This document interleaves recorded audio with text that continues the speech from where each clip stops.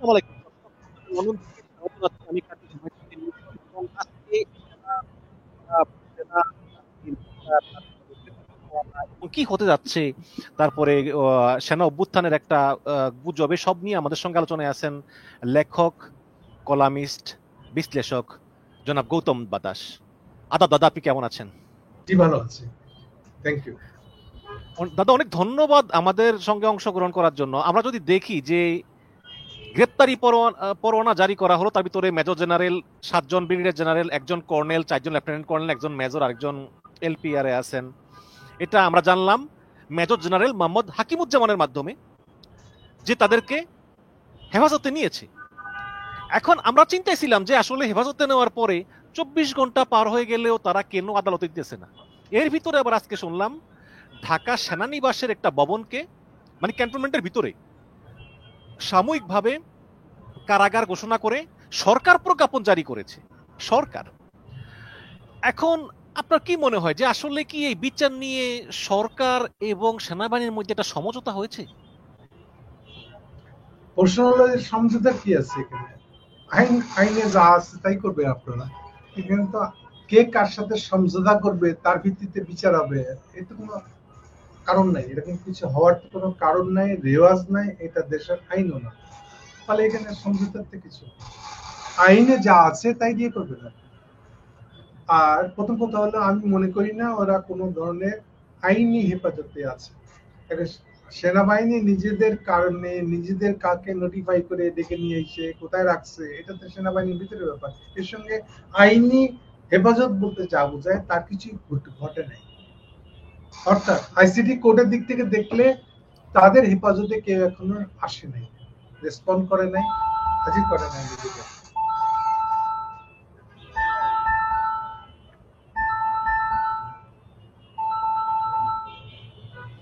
Sorry, জি, জি, না, সমস্যা নেই। তো কিন্তু কিন্তু কিন্তু আমরা দেখলাম যে যে সরকার সরকার বলতেছে যে এটা এটা কি একটা অ্যালার্ম শব্দ আসছে নাকি? হ্যাঁ, একটু একটু একটু ওয়েট করেন, আমি এটা কেটে দিচ্ছি। আচ্ছা, আমি আপনাকে একটু মিউট করি। তো তো তারপর আমরা দেখলাম যে সরকারের চিফ প্রসিকিউটর তাজুল ইসলাম তিনি বলেছেন যে তিনি এখনো আসলে কোনো এই ধরনের কোনো খবর পাননি। তিনি যা জেনেছেন মিডিয়ার মাধ্যমে জেনেছেন, এবং এদেরকে এই বিচারের মুখোমুখি হতেই হবে, এদেরকে আদালতে আসতেই হবে। কিন্তু এর ভিতরে আমরা দেখলাম যে একটা সাব জেল বানানো হলো, ক্যান্টনমেন্টের ভিতর একটা সাব জেল, যেই সাব জেলে এদেরকে রাখা হবে। এখন এখন প্রশ্ন হচ্ছে যে তাহলে আমরা যেটা জানি যে প্রচলিত নিয়ম অনুসারে, এবং এবং এর আগেও আমরা দেখেছি যে বিভিন্ন সময় সেনা সদস্যদেরকে জেলে রাখা হয়েছে। আপনি যদি শেখ মুজিবের হত্যাকারীদেরকেও বলেন বা বা 7 খুন আসামিদেরকেও বলেন, তাদেরকে তো সাধারণ জেলে রাখা হয়েছে। কিন্তু এদের ক্ষেত্রে সেই ভিআইপি ট্রিটমেন্ট কেন, যে একদম একদম এই ক্যান্টনমেন্টের ভিতরে একটা একটা ভবনকে তারা কারাগার বানানো হলো? এটা আসলে আপনি কিভাবে দেখেন? প্রথম কথা হলো, এটা একটা মিসআন্ডারস্ট্যান্ডিং, কিন্তু পরিষ্কার করে বলতেছি। আপনি যদি স্বরাষ্ট্র মন্ত্রণালয়ের ওই নোটিশটা দেখে থাকেন, নোটিশে কোথাও লেখা নাই কেন ওটাকে সাবজেক্ট ঘোষণা করা হয়েছে। এর সাথে আইসিটি কোর্টের যে সিদ্ধান্ত, তার সঙ্গে কোনো সম্পর্ক না। আইসিটি শব্দটাও উল্লেখ নাই, কারা আসামি, কোন মামলা, কিছু উল্লেখ নাই। শুধুমাত্র বলা হয়েছে যে আর্মির ভিতরে অমুক বিল্ডিং কে আমরা সাবজেক্ট ঘোষণা করছি, দ্যাটস অল। কি জন্য করা হয়েছে, কোন সূত্রে করা হয়েছে, কাদেরকে রাখা হবে, কিছু সেখানে উল্লেখ নেই। ফলে যা কিছু করতেছে এই সাংবাদিকরা উস্কানি দিয়ে এটাকে বানায় ফেল দিচ্ছে, এটার সাথে এটা সম্পর্কিত আছে এই কথা যতক্ষণ স্বরাষ্ট্রমন্ত্রী না বলছে, ততক্ষণ তারা কেমনে জানলো যে সাবজেক্টটা কেন বানানো হয়েছে? আপনি অনুমান নির্ভর খবর ছেড়ে দিচ্ছেন কেন? এটা শুরু করছে সবচেয়ে বেশি করে প্রথম আলো, সেটা গতকালকে আমি প্রথম আলোর বিরুদ্ধে খুবই খারাপ ভাষায় বলছি, তারপরেও তারা সংশোধিত হয় নাই। তারা রয়ের এজেন্ডা বাস্তবায়ন তাদেরকে করতেই হবে। এত টাকা খরচ, এটা রয়ের দালাল এত এক্সট্রিম পর্যায়ে গেছে যে দেখেন, আপনি কোন পত্রিকায় এটা কথা বলে নাই। আপনি যদি এটা দেখান, আপনার কাছে থাকলে যদি দেখাতে পারেন, আমার কাছে আছে অরিজিনাল যে স্বরাষ্ট্র মন্ত্রণালয়ের নির্দেশনামাটা, সেই কপিটা আমার কাছে আছে। সেখানে কোথাও এই কথা লেখা নেই যে এই জেলটা কেন বানানো হয়েছে, সাব জেলটা কেন ঘোষণা করা হয়েছে, কোন উদ্দেশ্যে, কাদেরকে রাখা হবে, কিছু লেখা নেই সেখানে। আপনি এখানে মন করা এখানে বানিয়ে দিলে তো হবে না। ইভেন আমাদের এখানে দাদা লেখা হয়েছে বাংলাদেশ ফৌজদারি কার্যবিধি 1898 এর 541 এক ক্ষমতা বলে দ্য প্রিজন অ্যাক্ট 1894 এর 3B অনুসারে ঢাকা সেনানিবাস্ত বাসার রোড সংলগ্ন উত্তর দিকে অবস্থিত MES বিল্ডিং নং 54 ঢাকা সেনানিবাস ঢাকাকে সাময়িকভাবে কারাগার হিসাবে ঘোষণা করা হলো। এই আদেশ অবিলম্বে কার্যকর করা হবে। কিন্তু লেখা আছে একদম ঠিকানা তো দেওয়া আছে। না না, কিন্তু কোন মামলায় কাদেরকে রাখা হবে কিছু উল্লেখ আছে? আপনি কেমনে নিশ্চিত হলেন যে এটা যাদেরকে আর্মির ভিতরে যাদেরকে অভিযুক্ত করা হয়েছে এটা তাদেরকে নিয়ে কথা হচ্ছে? কিন্তু এখানে আবার ওই যে আচ্ছা মন্ত্রী পরিষদ সিনিয়র সচিব, এই যে সচিব প্রতিরক্ষা মন্ত্রণালয় সেখানেও পাঠানো হয়েছে। সচিব তো দিবে, আবার প্রিন্সিপাল স্টাফ অফিসার না, কামরুজ্জামান রিলেটেড টু হোয়াট এর উত্তর আছে বলে বলেন?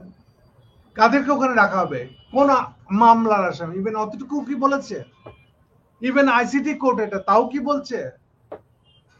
এগুলো তো সবই আপনি ধরে নিচ্ছেন আন্দাজে। আর পত্রিকার কল্যাণে তারা এটা কোষখানে দিয়ে বানাচ্ছে। এবং তাজুল পরিষ্কার করে বলেছে তার এখনো জানা নাই ফর্মালি, কারণ তারা ইভেন তাজুলকেও জানায় নাই, না স্বরাষ্ট্র মন্ত্রণালয় না আর্মির দিক থেকে।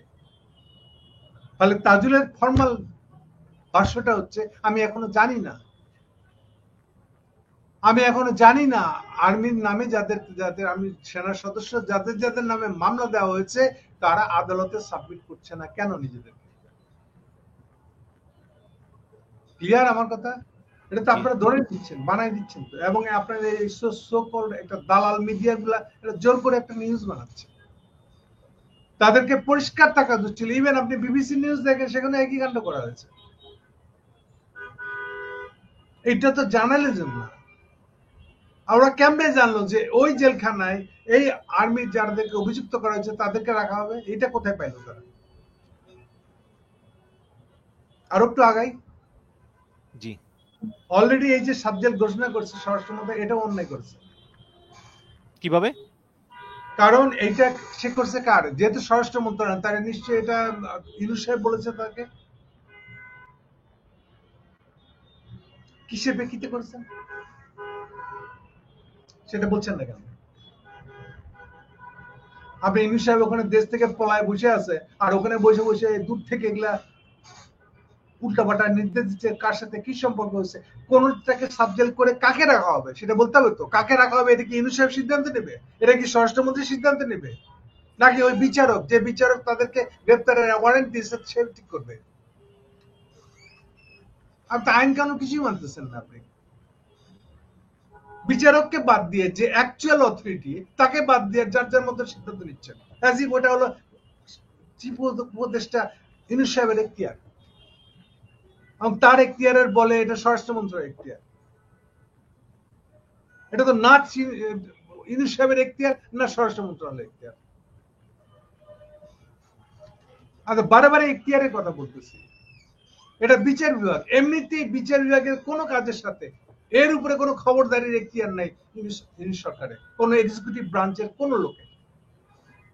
এক্সিকিউটিভ ক্ষমতার কারো কোনো ধরনের এখতিয়ার নাই বিচারকের সিদ্ধান্তের উপরে কোনো ধরনের সিদ্ধান্ত দেয়। কাউকে সাবজেক্ট ঘোষণা করতে গেলে তো আপনাকে ইয়েকে জিজ্ঞেস করতে হবে, জাজকে জিজ্ঞেস করতে। কোন জাজকে? ওই যে জাজ অ্যারেস্ট ওয়ারেন্ট জারি করেছে তাকে জিজ্ঞেস করতে হবে। তার এজলাসে তো প্রথম কাজ হলো আসামি হাজির করতে হবে, এটা হচ্ছে প্রথম কাজ। তারপরে না এগুলো জিজ্ঞেস করার সুযোগ পাবেন। এখন আপনি বার্গেনিং করবেন না এগুলা দিয়ে। আপনি আর্মি চিফ সেই জন্য, আপনি সরকারের প্রধান সেই জন্য। এগুলো কোথায় পাইছেন আপনি? এটা অতিরিক্ত আপনারা নিজেদেরকে ক্ষমতা মনে করতেছেন। আপনি দেশের আইন শৃঙ্খলা নিয়ম সমস্ত ভঙ্গ করে ফেলাইতেছেন। ওনারা জানেন না যে ওনাদের সীমাবদ্ধতাটা কোথায়? আদালত কি এক্সিকিউটিভ অর্ডারের আন্ডারে, নাকি আদালত স্বাধীন থাকবে? এসব প্রশ্ন উনি যদি না জানেন ওনার পদ থেকে ত্যাগ করা উচিত। তার ল মিনিস্ট্রি আছে, তো উপদেষ্টা আছে, কনসাল, যে কোনো কাউকে জিজ্ঞেস করতে পারেন উনি, কিন্তু না জেনে উল্টাপাল্টা করতে পারেন না উনি। ওনার পদের ওজনটা বুঝতে হবে ওনাকে। এবং আমি স্বরাষ্ট্র মন্ত্রণালয় তাবৎ কাজের দায় দায়িত্ব ইউনিট সরকারের উপরে দিব। তাদের ভিতরে কথা হয়েছে কি না হয় নাই, আই ডোন্ট কেয়ার। স্বরাষ্ট্র মন্ত্রণালয়ের কাজের দায় দায়িত্ব অবশ্যই ইউনিট সাহেব। এখানে অনেকেই বলেছেন যে আরো একটা মামলা হতে পারে, সেই মামলায় হয়তোবা সেনাপ্রধান জেনারেল ওয়াকারুজ্জামানকেও জড়ানো হতে পারে। আপনি তো অবশ্যই দাদা বললেন যে এই সাব জেলটা ঘোষণা করা হয়েছে, এটা আদালতের নির্দেশক্রমে করলে ভালো হতো এবং একমাত্র আদালতে নির্ধারণ করবে যে এই আসামি। এখনো পর্যন্ত আমার স্ট্রং বক্তব্য হচ্ছে এই সাবজেক্ট ঘোষণার সাথে আইসিটি কোর্টের মামলার কোন সম্পর্ক নেই।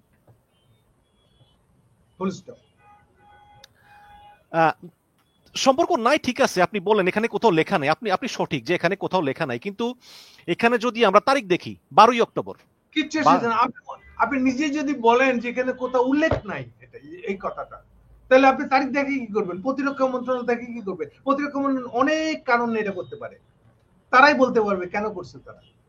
কিন্তু আপনি নিজে একটা আন্দাজে ধরে নিতে পারেন অমুক কারণে নিশ্চয়ই করছে, এটা তো হতে পারে না। আপনি অ্যাজিউম করে তো কোনো কথা বলতে পারেন না। এত এত জায়গা থাকতে ক্যান্টনমেন্টের ভিতরে কেন করবে, এটা হচ্ছে প্রশ্ন।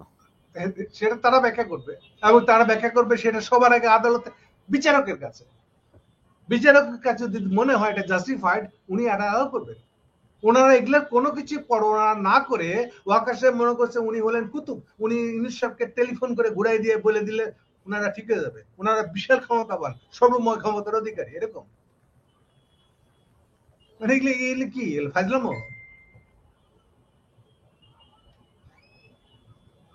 কি বলবো দেখতে, তারা যে পদে আছে পদের জন্য এই কাজের মধ্যে তারা প্রমাণ করলো। এবং ওয়াকার সাহেব এখনো আর্মি চিফ। আর্মির নামে একটা যে কোনো কিছু ঘটনা ঘটবে আর উনি এটা দায় নেবেন, এটা হতে পারে না। দাদা, প্রেস সচিব শফিকুল আলম তিনি বলেছেন যে আর কোন সেনা কর্মকর্তার বিরুদ্ধে কোনো মামলা আর করবে না। এখন আপনি এই বিষয়টা কিভাবে দেখেন? সম্পর্কে আমি বলেছি আরেকটা ভিডিওতে, উনি একটা গাধা। আমি খুব সজ্ঞানে বলতেছি উনি একটা গাধা। উনি নিজের এখতিয়ারও জানেন না। আমি বারবারে বলছি যে এখতিয়ার ইউনুস সাহেবের নাই, এটা আদালতের কেস, আদালতের সিদ্ধান্ত। কাকে আরো ওয়ারেন্ট জারি করা হবে কি হবে না, এটা কি ইউনুস সাহেবের সিদ্ধান্ত? এটা কি ইউনুস সাহেবের এখতিয়ার? এটা কি আসিফ নজরুলের এখতিয়ার, আইনমন্ত্রীর এখতিয়ার? তাহলে আপনি নিজের এখতিয়ার বহির্ভূত বিষয়, যেখানে মন্ত্রী উপদেষ্টা ইউনুস সাহেব কারো এখতিয়ার নাই, সেখানে কোথাকার কোন প্রেস হয়েছে? আপনি কে? আপনি কেন এই বিষয়ে কথা বলছেন? বিচারক কাকে নামে দিবে কি দিবে না, আপনার ওই কোর্টের আইসিটি কোর্টের ইয়েরা প্রসিকিউটররা কোন মামলা আনবে, এটা কি ইউনুস সাহেবের এখতিয়ার? দেখেন, এই জন্য বলছি উনি গাধা। না আসলেই তো যে এটা তো মানে যদি উনি রেফারেন্স দিয়ে, কথা হলো সেপারেশন অফ জুডিশিয়ারি, এটা মিনিমাম ধারণা থাকতে হবে তার। উনি এক্সিকিউটিভ ব্রাঞ্চের লোক, এক্সিকিউটিভ ব্রাঞ্চের কোন লোকের ইনক্লুডিং ইউনুস সাহেব কারো কোনো ক্ষমতা নাই বিচারক কি সিদ্ধান্ত দিবে কি বলবে তা নিয়ে কোনো ইন্টারভেন করতে পারে। ইভেন তাদেরকেও যা কিছু বলতে হবে ওখানে গিয়ে হুজুর হয়ে বলতে হবে। ইয়েস, আগে তারা বিচার বিভাগ মানে এটা প্রমাণ করে দিয়ে তাদেরকে তাদের যা বলার আছে বলবে, তাদের অ্যাটর্নি জেনারেল তারা এইবার বিচারকের কাছে তাদের বক্তব্য পেশ করবে, কিন্তু কোনোভাবে ওভাররুল করতে পারে না, মাতবরি করতে পারে না। সেখানে কোথাকার কোন প্রেস সচিব গাধা একটা, ওর কেমনে জানলো যে বিচারক কি করবে, যেখানে এটা ইউনুস সাহেবের এখতিয়ার নাই? সেখানে প্রেস সচিব কে? এটা এইটাই আপনার বিদেশি পত্রিকার ঢাকা ব্যুরোর চিফ হয়েছেন আপনি, এটা দিয়া, এই জ্ঞান বুদ্ধি দিয়া। আপনার ন্যূনতম সেপারেশন অফ পাওয়ারের বিষয় সম্পর্কে কোনো ধারণা নেই আপনার। উনার লজ্জাবোধ থাকলে এখন পদত্যাগ করা উচিত, যে আমি এটা বিরাট ভুল করে ফেলছি, এই সাধারণ জিনিসটা আমার জানা উচিত ছিল, এই কথা বলে ওনার পদত্যাগ করা উচিত, নিজের মান সম্মান বোধ থাকলে পরে। জি। এখন মানে এই যে একটা সমঝোতা, মানে এরা সেনাবাহিনীর সদস্য, এরা যত অন্যায় করুক না কেন, এরা ওই যে এই সাধারণের মতো জেলে যাবে, এরা প্রিজন ভ্যানে করে আসবে যাবে, এগুলো তারা চান না। শেষ পর্যন্ত কি আসলে এটারই জয় হতে যাচ্ছে? আপনাকে যদি স্পেসিফিকলি একটা কথা সবাইকে জানাই দিয়া, সমাজ দেখতে যত ইজি মনে হয়, এত ইজি না জিনিসটা।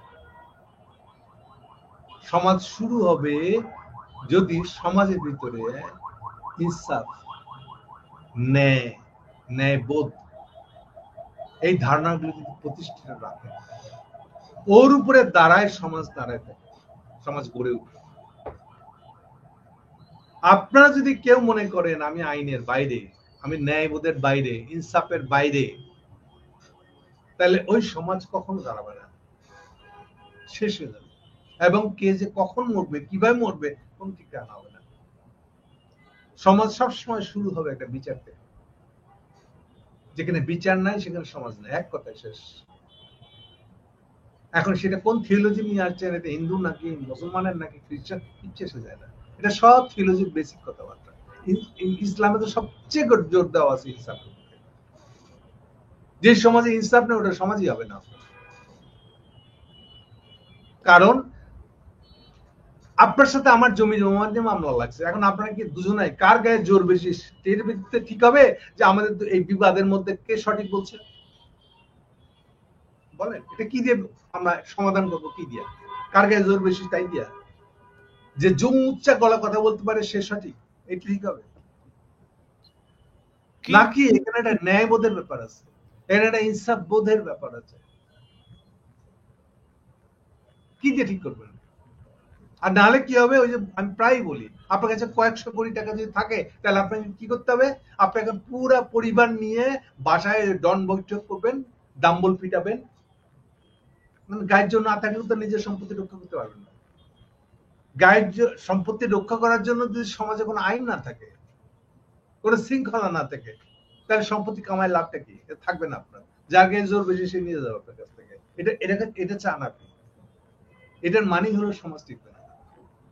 তাহলে আপনি আয় করলে সে আয় ভোগের তো কোনো নিশ্চয়তা নাই, এরকম সমাজ হবে এটা। দেখেন কোনটা নিবেন। তাহলে একমাত্র ন্যায়ের ফাউন্ডেশনের উপরে সমাজ দাঁড়ায়। আমি বহুবার বহুজনকে উদাহরণটা দিয়েছি।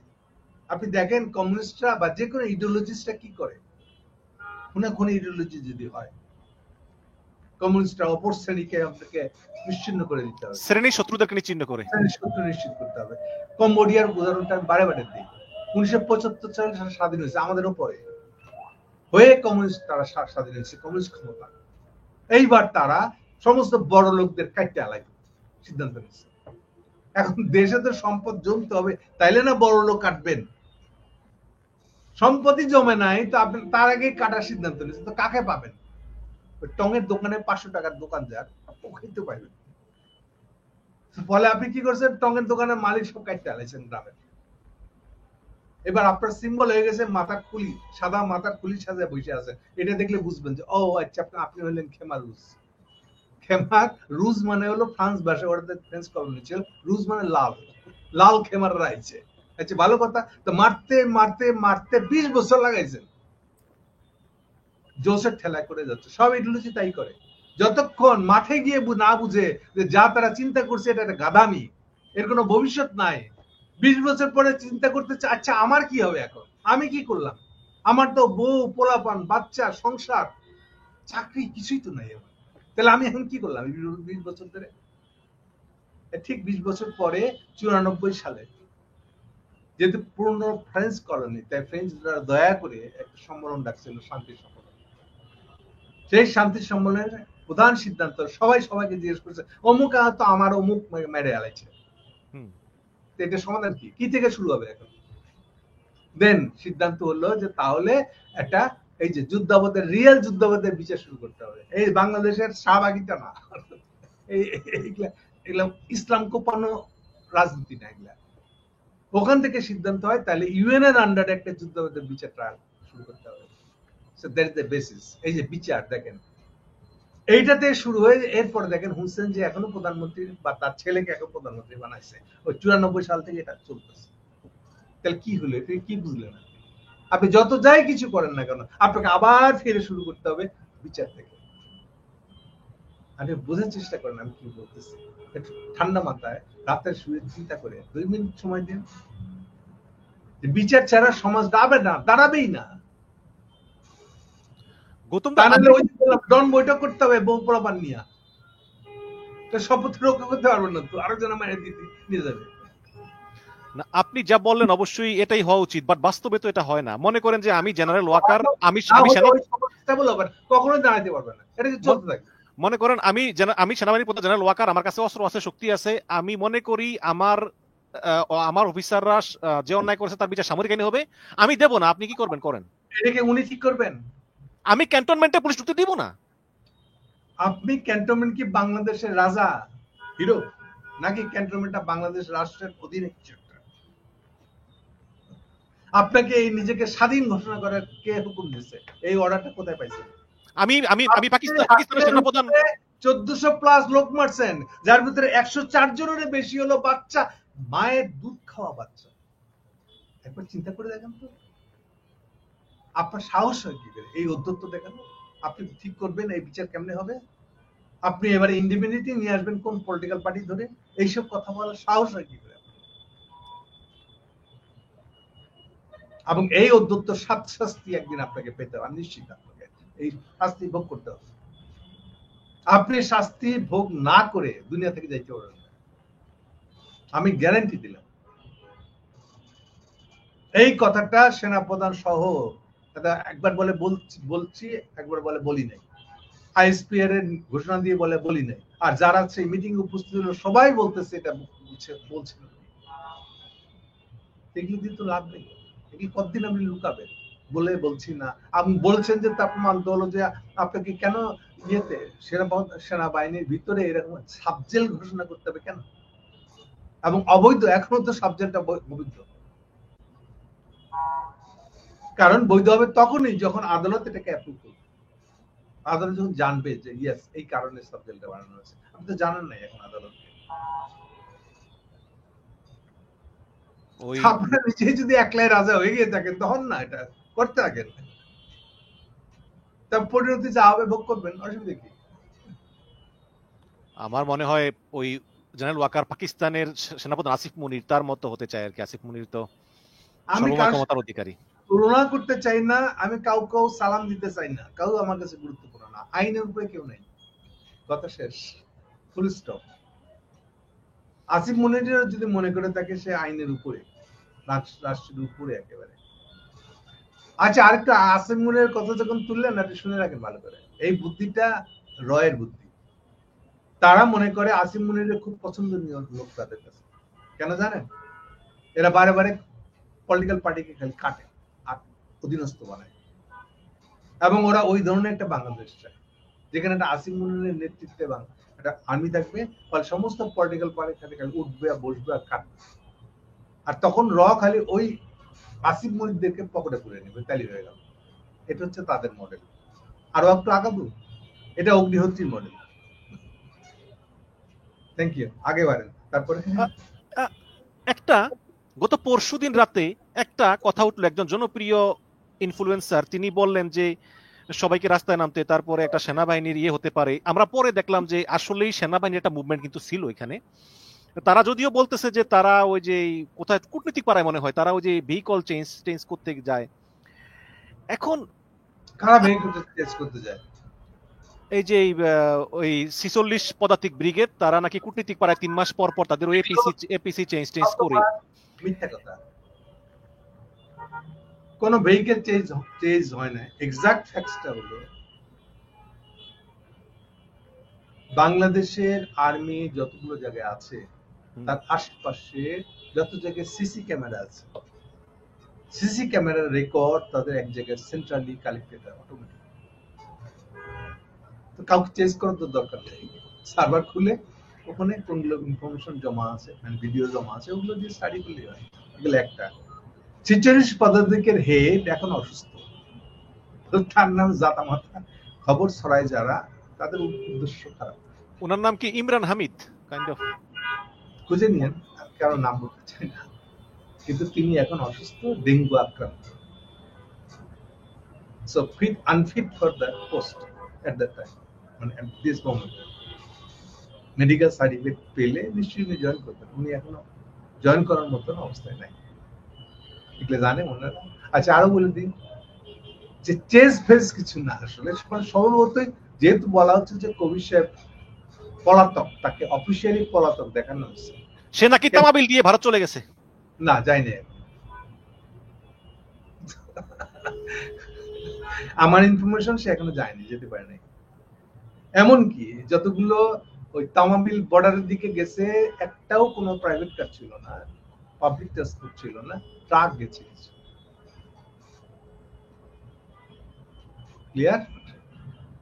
ফলে যারা বলতেছে এটা সে ক্যামোফ্লেক্স তৈরি করছে, সম্ভবত উনি যেখানে লুকায় আছেন, যারা ওখান থেকে শুরু করে নিজের সময় মতন সুযোগ মতন তামাবিল ক্রস করতে পারে। এই জন্য আমি যতটুকু জানি উনি এখনো কোথাও কোনো রেকর্ড নাই, আর্মির কাছে কোনো রেকর্ড নেই, কোনো প্রমাণ নাই।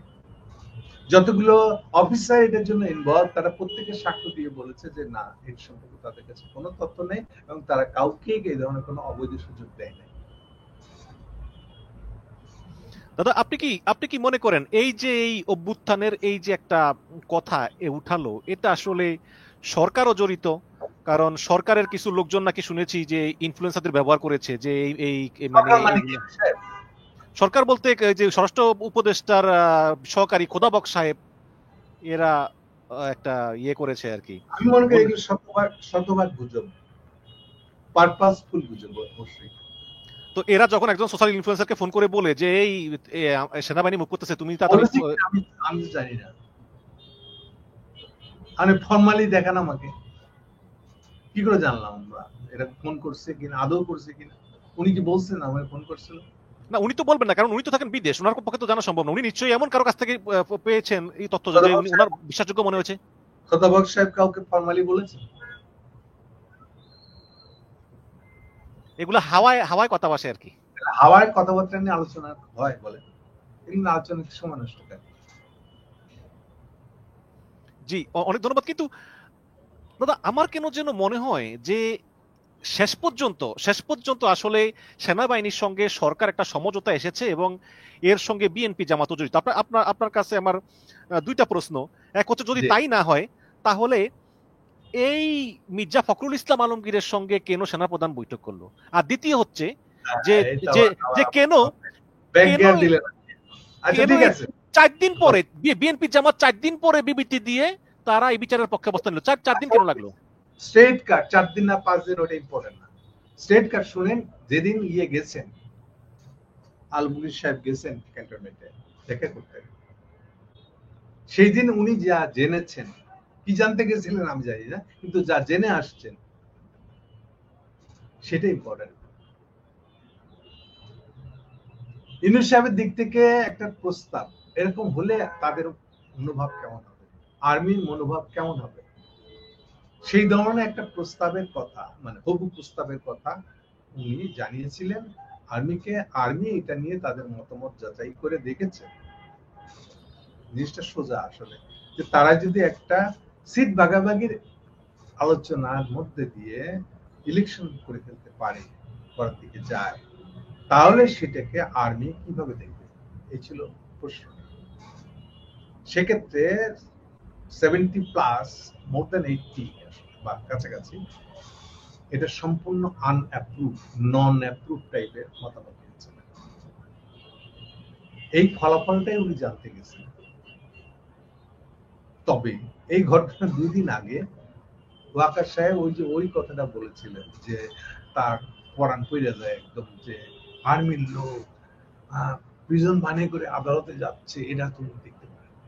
এই বক্তৃতা উনি দিচ্ছেন, যদিও দেওয়ার পরে আবার আইএসপিআর কিন্তু এটা অস্বীকার করছে। সো অনেকে ওইটার সাথে আলমগীর সাহেবের বক্তব্য মানে যাওয়াটাকে মিশায় ফেলার, কিন্তু আমি নিশ্চিত জানি দুটো আলাদা জিনিস। আশা করি আপনি উত্তরটা বুঝতে পারছেন। তাহলে এই যদি অবস্থা হয়, তাহলে কার সাথে কার অ্যালায়েন্স, কোত্থেকে হবে?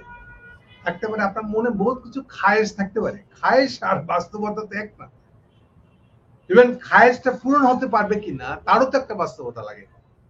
আপনি যদি দেখতে পান খায়েশ আছে, পূরণের বাস্তবতা নেই, তাহলে আর খায়েশ রেখে মনের ভিতরে লাভটা কি? আমি এইভাবে দেখলাম এবং দেখি বলে এইভাবে ব্যাখ্যা করলাম। Thank you. আমরা মেজর জেনারেল হাকিমুজ্জামানের ব্রিফিং শুনলাম, তিনি খুব ভালো ভালো কথা বলেন, কিন্তু তিনি একটা কথা বললেন যে আন্তর্জাতিক অপরাধ ট্রাইব্যুনাল যখন তারা একটা একটা একটা আদেশ দেয়, সেই আদেশটার একটা কপি পুলিশের কাছে যায় এবং বিভিন্ন অনুলিপিগুলো যায়, কিন্তু আমরা এখন পর্যন্ত সেই অনুলিপিগুলো পাইনি। তাহলে আমরা কিভাবে ধরবো? যদিও চিফ প্রসিকিউটর বলেছেন যে আমরা অনুলিপি দিয়েছি এবং সেনা সদরের রিসিভ করা সিলও আমাদের কাছে আছে। তো এবং সেই সিলের কপিটা ফেসবুকে ঘুরে বেড়াচ্ছে, খোঁজ নিয়ে দেখে নিতে পারেন। এনিওয়ে, তবে উনি পরেই কারেক্ট করে নিয়েছেন যে ওরা পাইছেন, আমার যতটুকু জানি পরে পরে এই এই এই অনুষ্ঠানটা হওয়ার পরে পরে, সাংবাদিক সম্মেলনটা হওয়ার পরে পরে উনি জেনে গেছেন যে না, ওদের কাছে সেটা। আর আমি নিজেও সেটা দেখেছি, সেখানে রিপোর্টার ডেট উল্লেখ করা আছে, 8 তারিখে উল্লেখ করা আছে, রিসিভ করছে যে সেই ডেটটা 8 তারিখেও আছে, বিএনপি এবং সিল সহ। ও সিল সহ আছে। জি, বিএনপি এবং জামাত আসলে কেন কেন আসলে তারা এতদিন চুপ ছিল? তারা কি সেনাবাহিনীকে ভয় পায়, বা তারা কি মনে করছে যেহেতু ভোটের মাঠে সেনাবাহিনী থাকবে আমাদের কোনো নির্বাচনী সুবিধা হবে? পরে কেন রেসপন্ড করলো? আপনার প্রশ্নটা কি আবার একটু বলেন। মানে এই 4 দিন পরে তারা রেসপন্ড করলো, এই 4 দিন বিএনপি জামাত বহু ভেবেছে, মানে তাদের ভাবনাটা আসলে কি? বুঝছি, সোজা উত্তরটা হলো যে তারা ভয় পায় ইন্ডিয়া কি চায়। ইন্ডিয়া মনোভাবটা না জেনে যদি এরকম কিছু একটা বলে বসি, আর এইটার জন্য যদি আমার ক্ষমতা যাওয়া না হয়, তারা এখনো ইন্ডিয়াকে বাপ মনে করে। ওরা মনে করে ইন্ডিয়া হলো সেই গেট ধরে বসে থাকা লোকটা।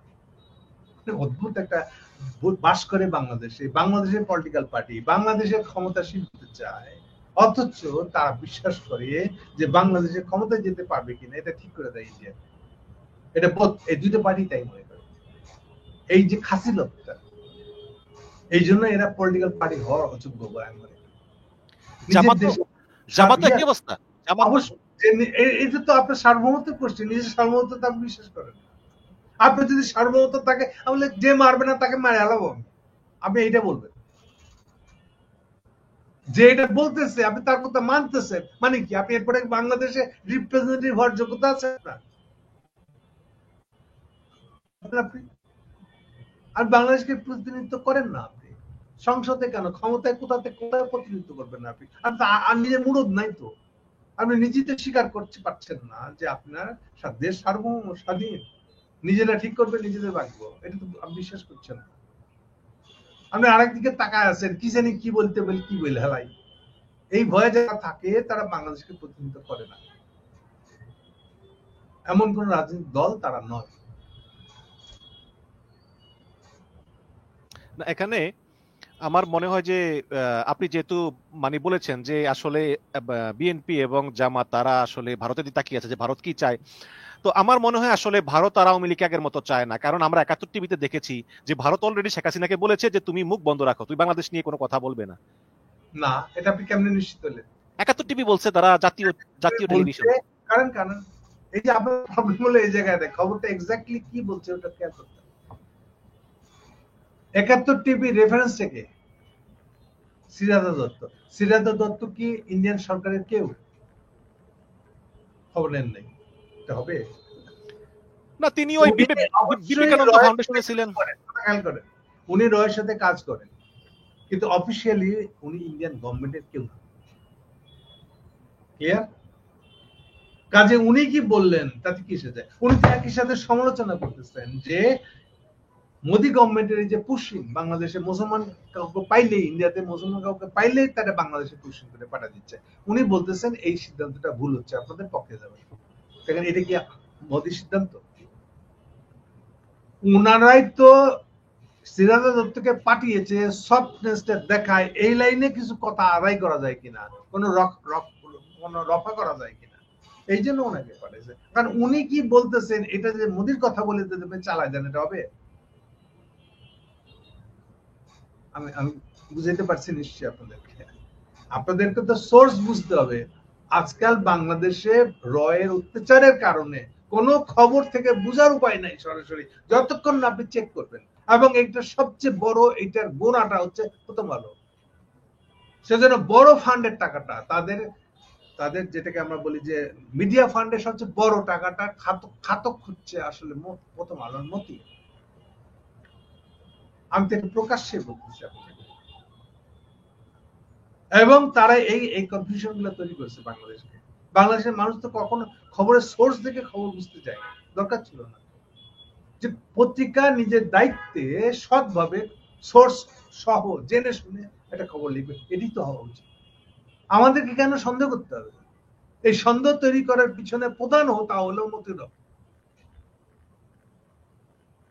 আপনি প্রত্যেকটা একটা, আমি চেক করে দিয়ে বলছি, একটা 20 লাইনের 20টা বাক্যের একটা রিপোর্ট লিখছে পাকিস্তানের বিরুদ্ধে, এর ভিতরে 13 বার লিখছে সূত্র বলছে।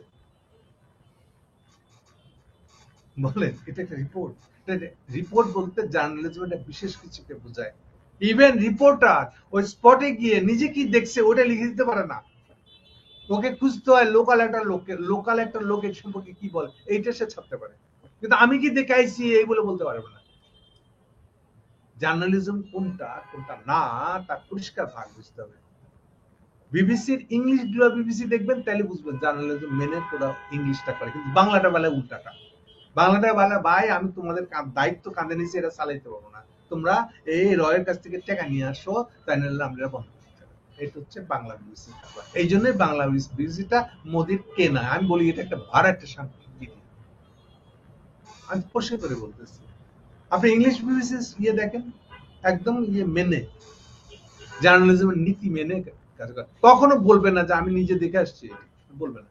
সাংবাদিক এটা বলতে পারে না, সাংবাদিক কারো রেফারেন্সে বলতে হবে।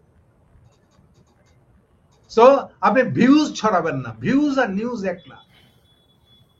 আর ভিউজ হলে উপরে লিখে দিবেন এটা মতামত আমার, ভিউজ নিউজ না। আমার দৃষ্টি আমি দেখছি এইভাবে।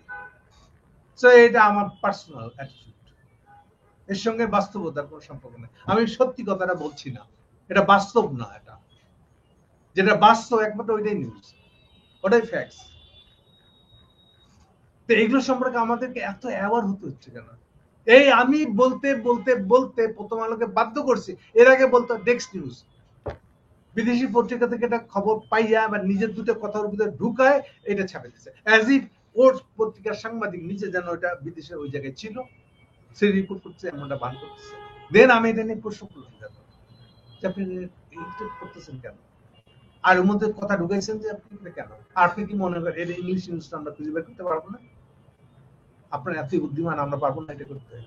এটা যখন করে দেখাইছি যে এই যে এখানে বাড়তি শব্দটা ঢুকাইছে, এটা তো মূল ইংরেজি সংবাদের ভিতরে ছিল না, এটা ঢুকাইছে। এরপরে তারা ইভেন আমি যখন একটা স্ট্যাটাস দিছি ওই দিনে মুভমেন্ট ফেসবুক ওই স্ট্যাটাস গায়েব করে দিচ্ছে। তারা কত বড় ধামদাল চিন্তা করে থাকে, ফেসবুক থেকে আমার স্ট্যাটাস গায়েব করে দেয়। তার মানে ফেসবুক কিনে রাখছে। ফেসবুক কাকে দিয়ে কিনছে আমি এগুলো জানি। অমিত মালব্য আছে না, অমিত মালব্য বিজেপির মিডিয়ার মানে যে এই ফেসবুকে কিনে রাখছে, যে হ্যান্ডেল করে, যে ওই লোকটার নাম হলো অমিত মালব্য। অমিত মালব্য বিজেপির অফিসিয়ালি যে মিডিয়া সেন্টারের কর্তা হলো সে। তো তাদেরকে দিয়ে ওরা এই কাজ করছে। এবার বুঝছেন কত দূর গেছে তারা? এটা হলো হিন্দু স্বার্থ তাদের ভাষায়। জি, এখানে মেজর জেনারেল হাকিমুজ্জামান তিনি একটা গুরুত্বপূর্ণ কথা বলেছেন। তিনি বলেছেন যে এই সকল অভিযোগ, সেনা কর্মকর্তার বিরুদ্ধে সকল অভিযোগ তাদের মনোবল কমে যাবে এবং এটা নির্বাচনী দায়িত্ব পালনে এফেক্ট হতে পারে। মানে ঠিক এইসব কারণেই কি একটা সমঝোতা হয়ে গেল যে আসলে এখন মানে যাই হোক আদালতের মাধ্যমেই হোক। আবার এও শুনি দুটো পক্ষকে, এবং পক্ষ শুধু না অথরিটি লাগে, এটা দুইটা পক্ষকে। আর বাংলাদেশের মানুষ কি বাইশে আইছে, তারা দুজনেই অথরিটি। কি বলতেছে না, কাদেরকে অথরিটি মানতেছে? ওয়াকার আর ইউনূস, এটা দুইটা পক্ষ আলগা মাতবর। আর বাংলাদেশের মানুষ নাগরিকরা এটা কি বাইশে আইছে? না এখন চৌধুরী মামুন যদি রাজসাক্ষী হয় তাহলে এদের সমস্যা কি? এরা কেন রাজসাক্ষী হতে পারবে না? এরা কি করতে কি পারবেন আমি জানি না, আই ডোন্ট কেয়ার। আমার কোশ্চেন হচ্ছে যে এরা দুটো কে পক্ষ, তারা আপোষ করার, তারা কে, কি বিষয়ে আপোষ করতেছে, তারা কোন অথরিটিতে আপোষ করে? আর তারা আপোষ করবে আমাদের ভাগ্য, বাংলাদেশের নাগরিকের ভাগ্য তারা ঠিক করবে? এত সাহস কোত্থেকে পায় তারা? তারা একটা খুন করছে 1400+, একটা দুইটা না। আর এটা কোনো বিচার হবে না বাংলাদেশে? আর এটা বিচার না হলে বাংলাদেশ এরপরও চলবে? আর এরপরে সেই বাংলাদেশে সবাই আইন মেনে চলবে? কেন আইন মেনে চলবে? উত্তর দেন আপনি আমাকে। তাহলে এই বিচারটা যদি না হয় বাংলাদেশ এক কদম আগে বাড়াতে পারবে না। আপনি কে কার সাথে আপোষ করে? কারা তারা? কোন অথরিটি করবে তারা? এবং তারা করলে আমরা মানবো কেন? আমি তো মনে করি এই যদি কেউ করে থাকে সেটার বিরুদ্ধে আমি খাড়াবো, তাতে যদি আমার মৃত্যু হয় আমি রাজি আছি। আমি তাদের দাওয়াত দিয়ে রাখলাম আমার বাসায় এসে যেন আমার মেরে দিতে যায়, আমি এটা বিরোধিতা করবো। একদম যতক্ষণ জীবন আছে ততক্ষণ বিরোধিতা করবো। দুনিয়া এত সহজ জিনিস, আপনি যা ইচ্ছা তাই করতে পারবেন। এটা রাজতন্ত্র না, এটা রিপাবলিক। এটা বুঝে না একটু কথাগুলো ফারাক বুঝে? এখানে ক্ষমতার উৎস পাবলিক, এটা যেন মনে রাখে। দাদা যাই হোক, এই সেনাবাহিনী নিয়ে অনেক আলাপ করলাম। আসলে আমাদেরও দেখার বিষয় যে বিচারটা আসলে হয় কি না। বাট আমি সন্দিহান যে সমঝোতার মাধ্যমে কিছুটা হবে। এই বিচার যদি না হয় তাহলে বাংলাদেশ মুখ থুবড়ে পড়বে। তারপরে বিশ্বাস আগাবে না, বিচার ছাড়া আগাতে পারে না। আমি বারে বারে বলতেছি, আপনি যতই অর্থ কামান, যাই করেন না কেন, আপনি সেটা রক্ষা করতে পারবেন না। আপনার ঘরের বউ মেয়ে রক্ষা করতে পারবেন না। আর বিচার লাগে এই জন্য তাদেরকে রক্ষা করতে হবে না। কি দিয়ে করবেন আপনি? বাসায় বন্দুক নিয়ে বসে বসে পাহারা দিবেন? আরো 10টা গুন্ডা পালবেন? আমি কি দিয়ে রক্ষা করবেন? নাকি আপনার একটা বিচার বিভাগ লাগবে, স্বাধীন বিচার বিভাগ লাগবে, বিশ্বস্ত, সবাই যেন আস্থা রাখে এমন একটা বিচার বিভাগ লাগবে। আপনি এগুলোর দিকে না গিয়ে আপনি এবার ওয়াকার সাহেব আমার হাতে বন্দুক আছে সেই জন্য আমি ঠিক করবো যে কোনটা ন্যায় কোনটা অন্যায়, এটা দিয়ে চলবে? এটা দিয়ে বাংলাদেশ আগাবে? আমি তো এর চেয়ে সিম্পল ভাষায় কি হইতে পারে? আপনার প্রত্যেকে ব্যক্তিগত ভাবে যার যার সম্পত্তি আছে, বউ মাইয়া যারা আছে বাসায়, এদের কাউকে রক্ষা করতে পারবে না যদি বিচার না থাকে সমাজ। আপনাদের মনে নেই শেখের আমলের কি ছিল অবস্থা দেশে? হাহাকার করেন নাই? আমার নিজের চোখে দেখা, আমি কারণ যেখানে বলছি এটা, জিয়া রহমান যেদিন মারা যায় তার লাশ যেদিন ঢাকায় আসে, লাশটা এনে রাখা হয়েছিল এখন যেটা প্রধানমন্ত্রীর অফিস বানানো হয়েছে, ওইটার বাসার ওই রুমটার মানে ওই বিল্ডিংটার গাড়ি বারান্দাটায়, গাড়ি যেখানে গিয়ে পার্ক হয়, গাড়ি থেকে প্রধানমন্ত্রী নেমে অফিসে যায়, ঠিক সেই জায়গায় শেখ জিয়া রহমানের লাশের ইয়েটা এনে রাখা হয়েছিল। এখান থেকে আমরা লাইন দিয়ে দেখতেছিলাম। আমি তখন 81 সাল, বুঝতে পারলাম ঢাকায়। আমি লাইনের শেষ মাথাটা ছিল আসলে ঠিক ফার্ম গেটের যে ওভারব্রিজ আছে তার নিচে, এরকম জায়গায় আমি দাঁড়িয়ে আছি। আশেপাশে লোকের মধ্যে যে আলোচনার সাবজেক্ট সেটা হলো আমাদের এখন নিরাপত্তা কি হবে, আমরা বউ পোলাপান নিয়ে বাসা থাকতে পারবো তো? কথা খেয়াল করেন, জন্মের লাশ আসছে 3 দিন আগে চিটাগাং সে খুন হয়েছে, বউ ঘুরায় পেঁচায় লাশ তাকে উদ্ধার করা গেছে, সেটাকে ঢাকায় আনা হয়েছে। মানুষের আলাপটা দেখেন, আলাপের বিষয় হলো যে দেখো এগুলো কিন্তু সবমিটাই ভালো, বুঝছো? নাহলে কিন্তু আইন শৃঙ্খলা না থাকলে আমরা বাসা থাকবো কি করে? বুঝছেন? তাহলে কমন মানুষের সেন্সটা দেখেন আপনি। আমি এমনি এমনি বলতেছি না বিচার ছাড়া আপনি সমাজ শুরু করতে পারবেন না। এটা প্লিজ একটু শোনেন। এই ওয়াকার সাহেব তার বউ পোলাপান নিয়ে তার সম্পত্তি নিয়ে বাসা থাকতে পারবে না। সবার কথা বাদ দিলাম, উনি কি দিয়ে বাঁচবেন? পাহাড় রাখবেন না অস্ত্র দিয়া? তো ঠিক আছে, এবার অস্ত্রের লড়াই শুরু হবে, বুঝছে? এবার আইন শৃঙ্খলা, নিয়ম, বিচার ওনাকে লাগবে, উনি এটার বাইরে যেতে পারবেন না। আর বাকিগুলো আরো অনেক কিছু আছে, কত কি হবে একটু সামনে দেখবেন। না জনাব গৌতম দাস, বলেন। মনে করেন যে হয়তোবা অনেকে আছে বিচার এড়িয়েও যায়, তার বিচার তার জীবদ্দশায় হয় না, বা জনগণের ঘৃণাটা কিভাবে রোধ করবে? এটা ওনাদেরকে জিজ্ঞেস করেন। আর আমি তো বলছি জনগণের বিরুদ্ধে অনেক দূরে। আর বিচার ছাড়া ২ কদম আগাইতে পারবেন না। আপনি নিজের সম্পত্তি, নিজের ফ্যামিলি মেম্বারদের রক্ষা করতে পারবেন না। সিম্পল। আমার আরো কিছু প্রশ্ন আছে, যে আর দু একটা প্রশ্ন আপনাকে করি। সেটা হচ্ছে যে হিউম্যান রাইটস ওয়াচ তারা শেখ হাসিনার আমলে শেখ হাসিনার বিরুদ্ধে অনেক কথাবার্তা বলছে, বিরুদ্ধে না, এটা বাস্তবিকই যে শেখ হাসিনার আমলে যে গুমগুলো হয়েছে, খুনগুলো হয়েছে, এগুলো ডকুমেন্ট করেছে, এগুলো বলেছে। বাট এখন আবার তারা বলতেছে যে শেখ হাসিনা সরকারের সঙ্গে ইউনূস সরকারের কোনো পার্থক্য নাই। বিশেষ করে তারা ফোকাস করেছে ঢাকা রিপোর্টার্স ইউনিটিতে ওই যে মঞ্চ ৭১। কারা বলছে এটা? হিউম্যান রাইটস ওয়াচের একটা রিপোর্ট দেখলাম আমি। হিউম্যান রাইটস আমি শিওর না। আপনার কথাটা আমি শিওর না কিন্তু। কারণ হিউম্যান রাইট ওয়াচ মানে কিন্তু মীনাক্ষী। মীনাক্ষীর রেফারেন্স দিয়ে এগুলো বলা হয়েছে, কিন্তু বাট এটা কিন্তু হিউম্যান রাইটস ওয়াচের নিউজ আকারে প্রচার হয়েছে। আমি শিওর না, আমি নিজের চোখে দেখি নাই, ফলে বিশ্বাস করতে পারছি না। কারণ সে আবার নিজেই যে স্টেটমেন্টটা দিয়েছে এই আর্মির বিচার হওয়ার জন্য, সেটাকে স্বাগত জানাচ্ছে, এটা একটা বিরাট অগ্রগতি বলেছে। এটা এই নিউজ আমি সরাসরি তার হিউম্যান রাইট ওয়াচের ওয়েবসাইট থেকে দেখেছি। হিউম্যান রাইটস ওয়াচ ২ মাস আগে একটা বিবৃতি দিয়েছে, তারা বলেছে যে এরকম ঢালাও ভাবে আওয়ামী লীগের লোকদেরকে গ্রেপ্তার না করে যারা পুলিশ, তাদেরকে গ্রেপ্তার করা হচ্ছে না কেন? কারণ পুলিশই তো বেশিরভাগ গুলিগুলো করেছে। তো এখন এই যে এখন আবার বলতেছে যে ইউনূস সরকার একদম শেখ হাসিনার মতোই, কোনো পার্থক্য নাই, ঢালাও ভাবে জেলখানা ভর্তি করতেছে। এটা এক কথা উত্তর দিয়ে দিই। এক কথা উত্তরটা হলো এই যে আমি মনে করি মীনাক্ষী গাঙ্গুলি কেন ইন্ডিয়াতে থেকে যে কোনো ইন্টারন্যাশনাল সংগঠনের হয়ে যে কাজ করে, Meenakshi Ganguly human right watch একটা আমেরিকান হিউম্যান রাইট সংগঠন, বিশেষ করে আসলে সরকারি সংগঠন বললে সঠিক হবে, সরকারি ফান্ডে চলে। এটা অ্যামনেস্টি ইন্টারন্যাশনালই ছিল একমাত্র তাদের সংগঠন। প্যারালাল আরেকটা সংগঠন তারা বানাচ্ছে, এটা হিউম্যান রাইট ওয়াচ। কিন্তু এর যে এশিয়ার প্রতিনিধি হিসেবে যে ইন্ডিয়ান মহিলাটা মীনাক্ষী গাঙ্গুলি এটা রিপ্রেজেন্ট করে, উনি সবসময় ইন্ডিয়ান রয়ের অ্যাটিটিউডটা, ভাষ্যটাই হিউম্যান রাইটের ভাষ্য, হিউম্যান রাইট ওয়াচের ভাষ্য বলে সবসময় প্রচার করে গেছে। আপনি ঢাকার যতগুলো হিউম্যান রাইট অর্গানাইজেশন আছে, অন্তত যারা হাসিনা আমলে বিরোধিতা করছে হাসিনাকে বা টর্চার দিচ্ছে, যারা যারা যারা যাদের অফিস ইউটাইটিস আছে, তাদের যে কোনো কাউকে জিজ্ঞেস করেন মীনাক্ষী গাঙ্গুলি সম্পর্কে, তারা এই কথাই বলবেন। এবং তারাই আমার কাছে তাদের নামে, মীনাক্ষী নামে অভিযোগ করেছে। মীনাক্ষীর ভুল তথ্য তারা আমার কাছে নিয়ে আসছে।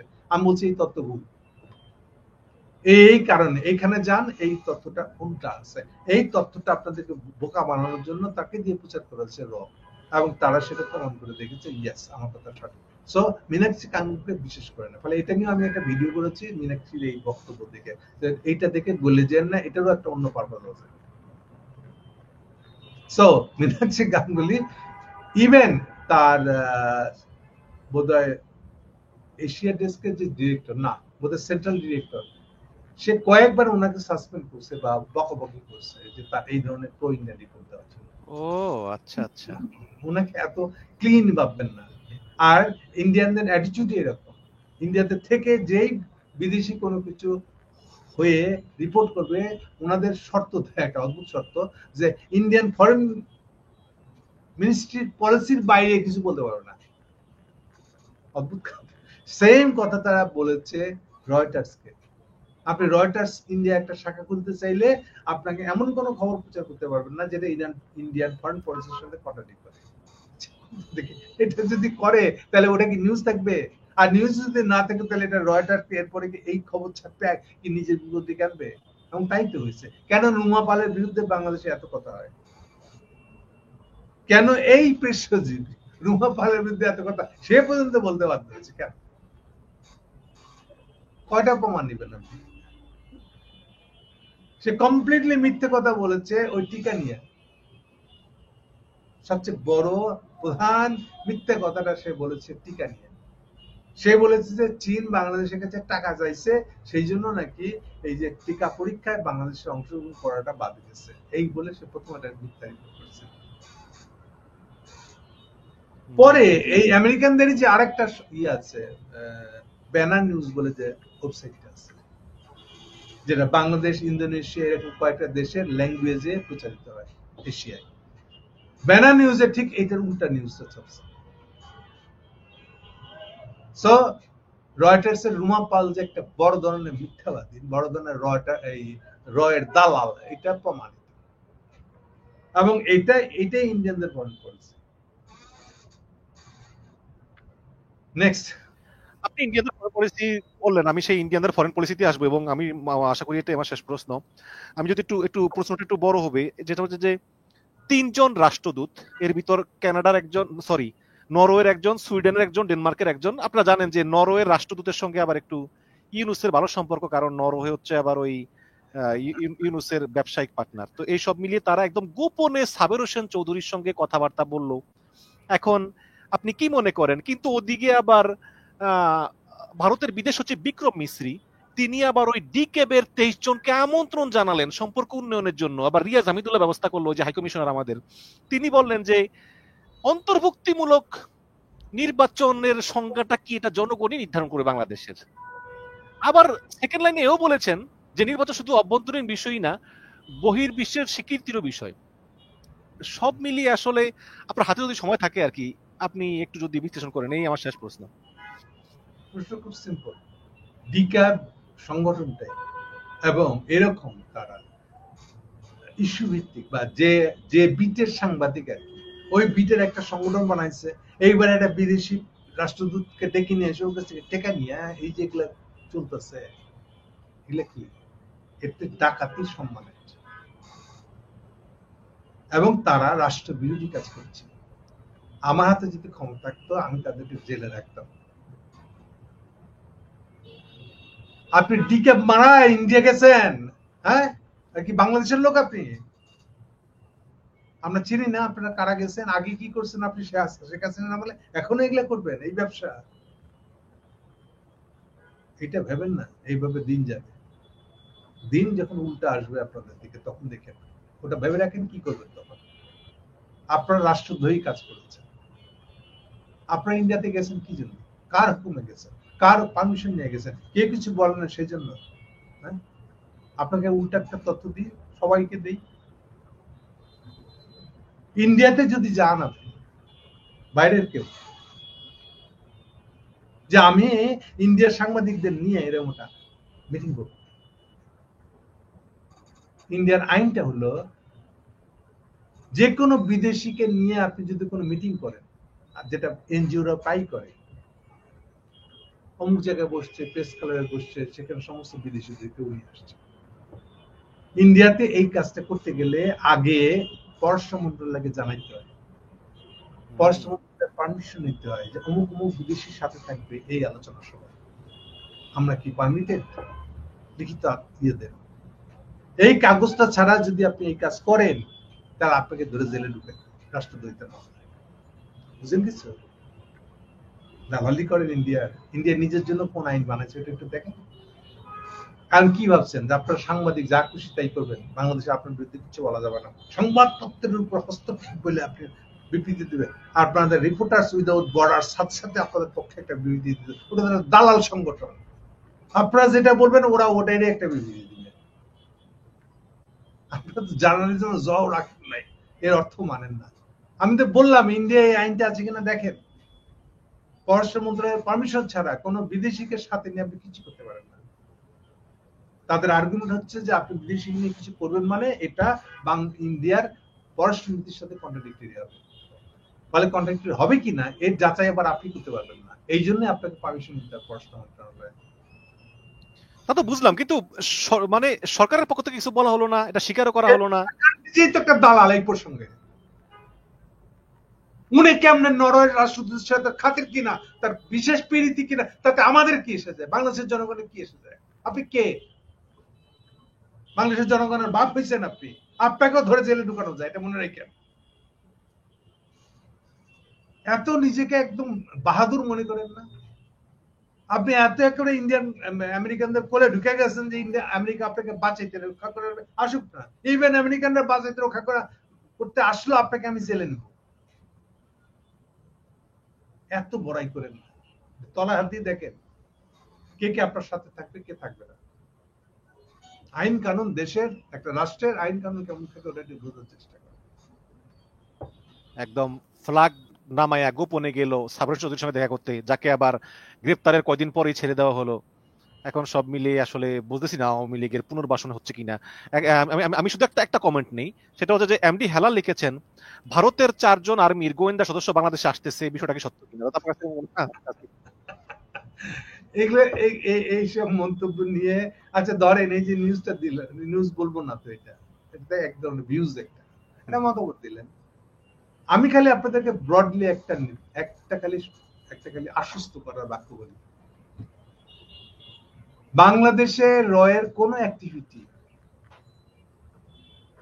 এগুলো দেখার জন্য যারা আর্মি দিক থেকে অ্যাসাইন লোক আছে তাদের কারো নজরের বাইরে নাই। সো এই দিন নাই, এটা হাসিনার যুগ না। ইন্ডিয়ার যে কেউ কোথায় কি করছে সব তাদের নজরে আছে। ক্লিয়ার? নিশ্চিত থাকেন, কিচ্ছু হবে না। যে যা করতেছে ওই অনুযায়ী ফল পাবে, এবং সেটা যদি ইউনুস সাহেব হয় সে ফল পাবে কিছু। আমার মনে হয় আমি যথেষ্ট বলছি। লেখক, সাংবাদিক এবং বিশ্লেষক জনাব গৌতম দাস, আপনি আমাদেরকে অনেকক্ষণ সময় দিয়েছেন এবং আশা করি ভবিষ্যতে আপনাকে আবার পাবো। আপনাকে অনেক অনেক ধন্যবাদ আমাদের অনুষ্ঠানে অংশগ্রহণ করার জন্য। Thank you. দর্শক ভালো থাকুন, সুস্থ থাকুন, ওয়ানে নিজের সঙ্গেই থাকুন। আল্লাহ হাফিজ, আবারও দেখা হবে, ভালো থাকবেন।